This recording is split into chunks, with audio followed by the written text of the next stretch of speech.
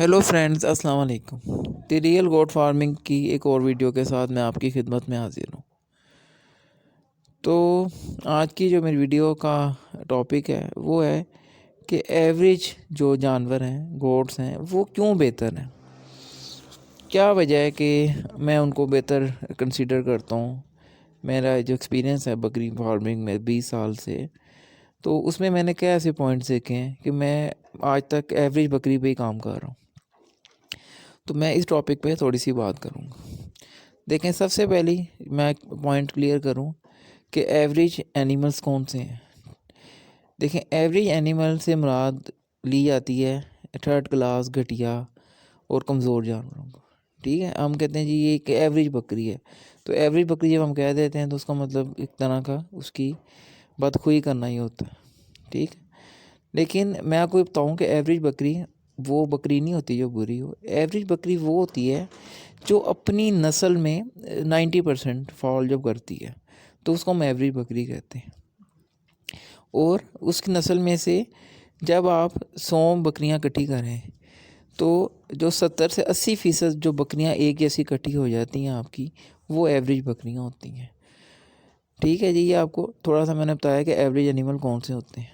तो इसमें अब बीतल पे बात कर लेते हैं कि बीतल स्ट्रेन में जब हम जाते हैं तो उसमें एवरेज जो हाइट है वो 36 इंच है। उसका मादा में वज़न 70 किलो, नर में वज़न 90 से 100 किलो। ठीक है, ये 1.5 साल की उम्र के अदाद शुमार मैं आपसे शेयर कर रहा हूँ। उसके अलावा बच्चे देने की जो है एवरेज, वो आमतौर पर ट्विंस उसमें ज़्यादा देखे गए हैं। और उसके अलावा पहली जो बागुलत उसका सू है वो 18 से 20 माह की उम्र में देखा गया। जो नर है वो गोश्त के लिहाज से बेहतरीन तस्वर किए जाते हैं, और मादा जो है वो डुअल पर्पस के लिए इस्तेमाल की जाती है, गोश्त और दूध दोनों। ठीक है, बेसिकली ये डुअल पर्पस ब्रीड इसको तस्वर किया जाता है। और इसमें जो बास स्ट्रेन्स ऐसी हैं जो बिल्कुल जिनमें मीट पर्पस के लिए ज़्यादा इस्तेमाल की जाती हैं, जिसमें राजनपुरी और मक्खी चीनी और गुजराती शामिल है। जबकि जो अमृतसरी और नागरी दो स्ट्रेन है ये दूध के लिए ज़्यादा मौजू तस्वर की जाती है। तो ये इनके एवरेज मैंने आपको बताए हैं, एक एवरेज क्या है और बीतल में एवरेज गोट कौन सी होती है। अब मैं बात करता हूँ इनके बेसिक जो पॉइंट्स हैं सारे। उसमें आप ये देखें कि जो एवरेज बकरी अगर 3 किलो दूध दे रही है, एक बीतल बकरी 3 किलो दूध दे रही है, तो और एक जो स्पेशल बकरी है जो ख़ासम ख़ास बकरी से हम तस्वर करते हैं, वो 4-4.5 किलो दूध दे रही है। तो मतलब कि जो दूध में जो इजाफ़ा है वो 1.5 किलो फ़ी यूनिट आपको इजाफ़ा मिलता है देखने में।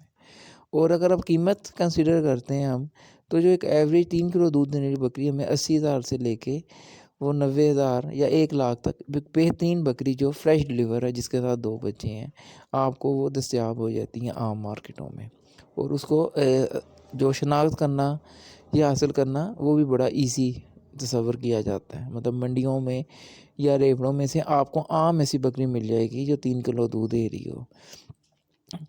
लेकिन अगर आप 4.5 या 5 किलो दूध वाली बकरी तलाश करने निकलते हैं तो उसके लिए आपको बहुत ज़्यादा जस्तजू भी करनी पड़ती है, और एक बहुत बड़ी रकम 2.5 से 3 लाख रुपया या 4 लाख रुपए तक भी बकरियां जो फ़रोख्त हो रही हैं, जो इसी बेस पे फ़रोख्त की जाती हैं कि ये 4 से अबव मिल्क देते हैं, 4 लीटर से अबव। तो अब आप नोट करें पॉइंट, अगर तो सिर्फ 1 किलो दूध के लिए आपको 3 गुना ज़्यादा जो रकम है वो अदा करनी पड़ती है। और बाकी जो बकरी के ख्वास होते हैं ऑलमोस्ट वो सेम ही होते हैं, उसकी हाइट, वेट वगैरह या बच्चों की तरह। तो सिर्फ एक दूध ही उसमें प्लस पॉइंट आ जाता है, जिसके लिए आप 2 से 3 गुना या 4 गुना ज़्यादा उसकी जो कीमत है वो अदा करते हैं। तो इस हिसाब से एक पॉइंट पहला ये हो गया कि एवरेज बकरी इस हिसाब से बेहतर है। ठीक है, उसके बाद सेकंड उसका जब हम पॉइंट पे चले जाते हैं, तो जब वो बकरी एक ड्राई पीरियड में चली जाती है, मतलब कि वो दूध खुश्क आ जाती है अपना, या उसमें किसी भी किस्म का अल्लाह ना करे कोई फॉल्ट आ जाता है जिससे वो दोबारा बच्चे पैदा करने के काबिल नहीं रहती, वो रिपीटर हो जाती है, या उसका जो थन है कोई वो ख़राब हो जाता है, तो उसकी कीमत में जो आपने एक स्पेशल बकरी ख़रीदी है 5 किलो दूध वाली, तो उसकी कीमत में 4 गुना कमी वाक़ हो जाएगी उसी वक्त। जबकि एक ऐसी बकरी जो आपने अपनी एवरेज रेट पे ख़रीदी है तो उसके रेट में कोई ख़ास कमी नहीं होगी, वो 10 से 20 हज़ार रुपये का ही उस पर फ़र्क पड़ता है। तो ये दूसरा एक पॉइंट आपको समझ आई होगी कि एवरेज जानवर क्यों बेहतर रहते हैं।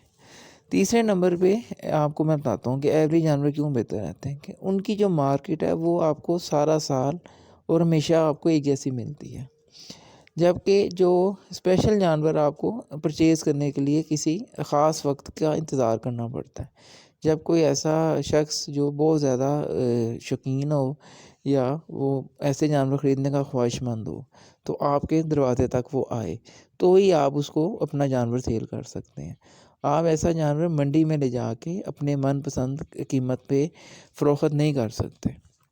जब एक एवरेज जानवर आप कभी भी किसी भी वक्त किसी भी मंडी में जाके उसकी कीमत पे उसको आप फ़रोख्त कर सकते हैं।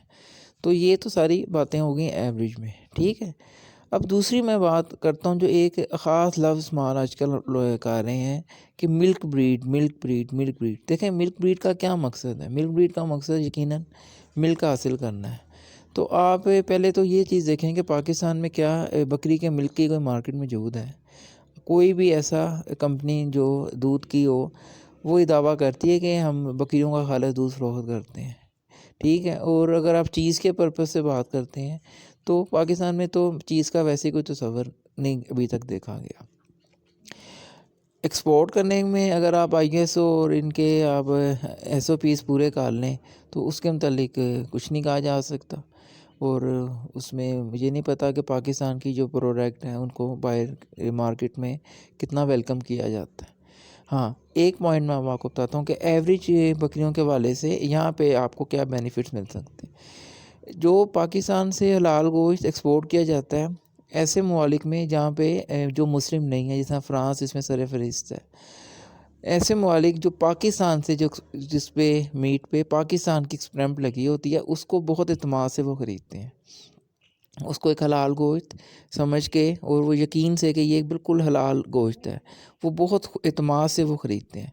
मतलब एक आपकी बकरी के जो गोश्त की एक इंटरनेशनल मार्केट ऑलरेडी वो वर्क कर रही है, वो ऑलरेडी वो डेवलप है। तो आप अगर एवरेज जानवर ख़रीदते हैं उसमें से जो आपके मेल्स हैं उनको आप एक्सपोर्ट कर देते हैं उनका गोश्त की शक्ल में, तो आपके पास एक ऑलरेडी एक मार्केट मौजूद है। जबकि एक जो स्पेशल एनिमल्स हैं आपके उनका जो मीट है वो आप आम जानवर से उसका आप मुकाबले में फ़रोख्त नहीं कर सकते, ठीक है।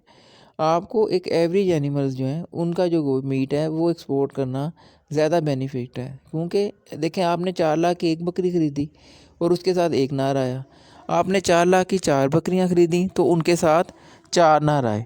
तो आप जो 4 पठोरे आपके साल या 1.5 साल में जो 4 नर तैयार हो गए, जबकि जो 4 लाख वाली बकरी उसके साथ सिर्फ एक ही तैयार होगा, तो वो आपका 3 गुना ज़्यादा आपकी इनकम बढ़ सकती है। तो ये सारे वो पॉइंट्स हैं जो एवरेज गोट्स में आपको फ़ायदा पहुँचाते हैं। अगर आप एक कमर्शियल फार्मिंग करना चाहते हैं तो फिर आप एवरेज गोट्स को हमेशा कंसीडर करें और उन पे वर्किंग करें, ना कि आप स्पेशल जो गोट्स ख़रीदें कि और इंतज़ार करते रहें कि कोई साल में एक ऐसा कस्टमर आए जिसको आप 2 या 4 या 1 जानवर फ़रोख्त करें।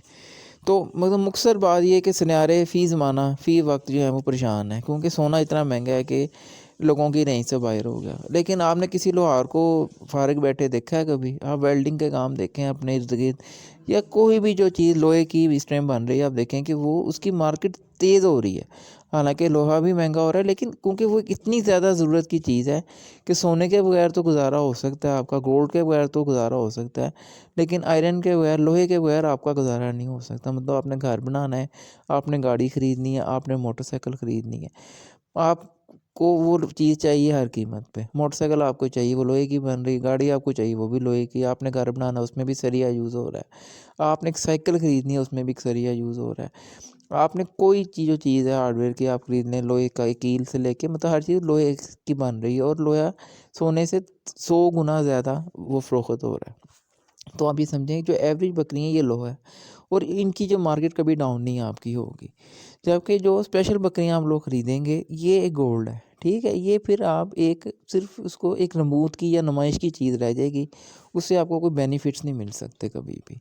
बकरियों में आप देखें हाइट और लेंथ अच्छी हो, एवरेज हो, मतलब 36 हाइट हो, 24 हो, 35 हो, अच्छी हाइट्स होती हैं बकरियों में।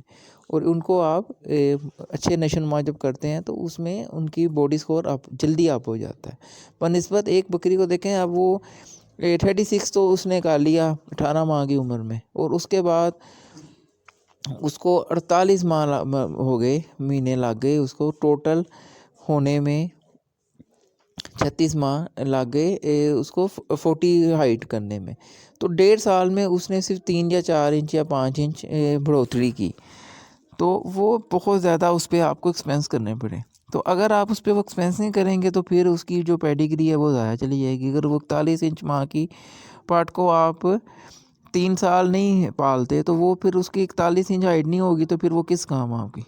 तो आप इस चीज़ को समझिएगा, आप 36 इंच हाइट की बकरी लें जो 18 माह में 36 इंच हाइट कर ले अपनी, और पूरी बकरी तैयार हो जाए, और आपको 1.5 साल में वो 2 दफ़ा बच्चे पैदा कर दे, तो वो बकरी आपके लिए ज़्यादा बेहतर है।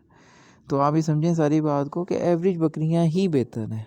अक्सर जो लोग सवाल बार बार पूछ रहे हैं, मेरे से बार बार पूछ रहे हैं कि हम कमर्शियल फार्मिंग करना चाहते हैं और सुप्रीम क्वालिटी बकरियों से करना चाहते हैं, तो मेरा उनके लिए यही जवाब है हतमी कि आप उस तरफ जाएंगे तो वो फिर आप लोगों के रहमो करम पे होंगे कि कोई आए और आपसे ख़रीदे। अगर आप एवरेज बकरियों पे काम करेंगे तो फिर आप अपनी टर्म्स एंड कंडीशंस पे काम कर सकते हैं। आप जब चाहें उनको बेच सकते हैं और आपको पास हर वक्त गाहक मौजूद रहेंगे। अगर आप ज़्यादा का लालच करेंगे कि हम 10 रुपये लगा के 100 रुपया कमाना चाहते हैं, तो वो आप साल में एक दफ़ा कमा लेंगे। और अगर आप ये कहेंगे कि हम 10 रुपये लगा के 20 रुपये कमाना चाहते हैं, तो आप वो सारा साल कमा सकते हैं। ये फ़ैसला अब आपका है कि आपका क्या माइंड है, अपने माइंड के मुताबिक आप डिसीजन ले सकते हैं। तो फिर मिलते हैं किसी नेक्स्ट वीडियो में। ओके जी, अल्लाह हाफ़िज़।